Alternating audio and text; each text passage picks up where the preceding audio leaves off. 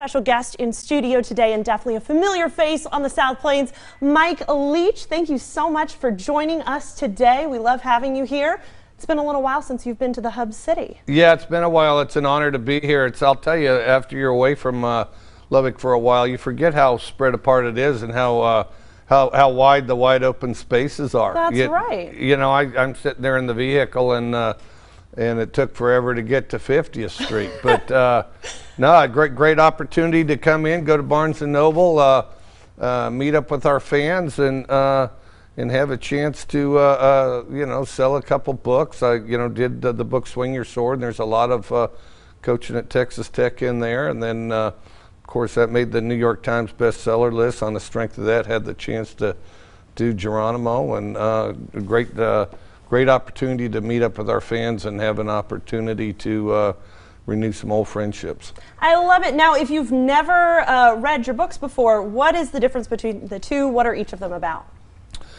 Swing Your Sword's about my path into coaching, and you know, some of the things it's not scores and highlights, but some of the things as a kid that I read that motivated me, that made me decide to become a coach, and just my course. And then also it ends up with the departure from Texas Tech, where, you know, by their own words of the perpetrators, we have their words, their memos, the deposition, where in their own words they describe the skullduggery where they're going to cheat me out of my contract because they haven't paid me for 2009. And of course, we're still trying to get the record, so that's right. Clearly a government cover-up there. But that, if you read the back of that book in the appendix, the fact that they try to cover it up won't surprise you very much, because as you get an idea some of the type of people you're dealing with, and that's why you have an open records request to be, or request law to begin with. Geronimo, on the strength of that, they said, write a book on anything you want to.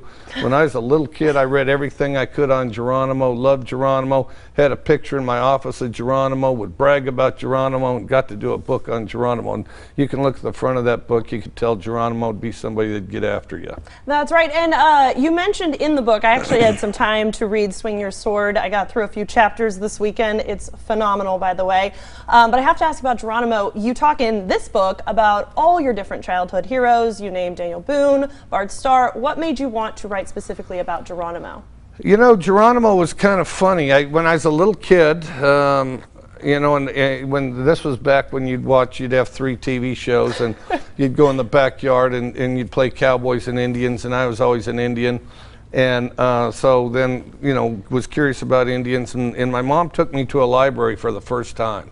And I'd never heard of libraries, but I saw a commercial on TV. Hey, what's this? There's libraries. You can get books there. So go there. You know, so she takes me, says you can get any book you want. I got the Geronimo book, and I made sure it was big. And we actually cite it in this book. I made sure it was big because I didn't know when I'd get there again, and she was a trooper and read it one chapter after the next, and I've read everything I could ever since. That's exciting. Now, of course, most people in town know you as the all-time winningest football coach in Texas Tech history. You brought us, what, 10 consecutive winning seasons, 9 consecutive bowl wins, or bowl appearances, and 5 bowl wins. But a lot of people don't know, and I was one included until I read your book, you actually have a law background. What made you want to switch from law to coaching? You know, I always thought I was going to be an attorney. I went straight through college, and then, but I'd started coaching Little League Baseball when I was 15 years old through my sophomore year in college, and sort of got the coaching bug, and I didn't want to get old and wish I'd coached, and football was always kind of my priority sport. So I figured after law school, and I was broke, owed the federal government a bunch of money, and so then I figured I'd work, I'd coach 1 year, 3 at the most, get it out of my system, and go back and practice law, and I've been coaching ever since. And but there's always the next year, there's always the, you know, the next couple great players you're working with, the next couple great coaches. We had great players and coaches here. In particular, we had great fans here.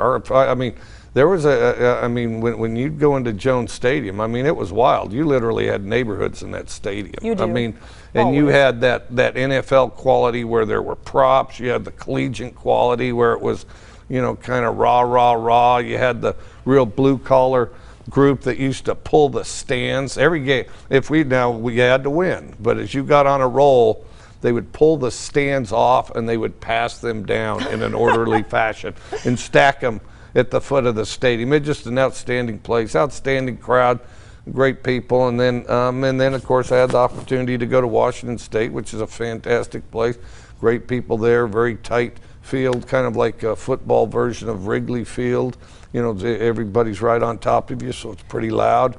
And you know, and that's a lot of fun too, and some great people there and a great conference. Well, as you bring it up, I have to ask, how do you see the Washington State Cougars doing this season? It's coming up really soon. Well, I'm a horrible person to ask that because, you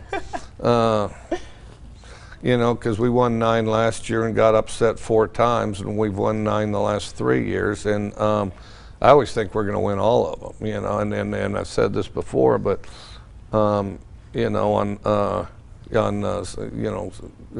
Sunday, I don't know if we can beat Pullman High, but by Thursday, I'm pretty sure we could beat an all-star team of the Green Bay Packers and the New England Patriots. And so it's not, you know, the football's not really for a rational person, and you know, expectations, and see if you can surprise yourself sometimes. Well, wonderful. Listen, we are looking forward to following them throughout the season. We got plenty of your fans here in the Hub City. So, and for all the fans who want to come out, when is the book signing tonight? Book signing 6:30 at Barnes & Noble.